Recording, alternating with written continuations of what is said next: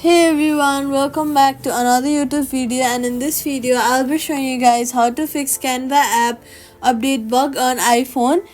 Apps update can break features, so let's fix this problem quick. First of all, check for the latest Canva updates in the App Store. Open your App Store, search for the Canva app, and then see if there is an update button available. If there is, update your app to the latest version.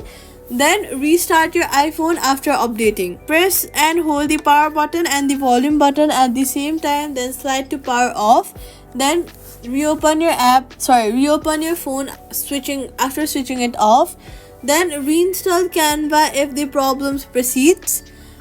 Safety tip: back up important designs before updating. Use Canva Web until the update bug is resolved, and that's it. Subscribe for more fixes and tutorials.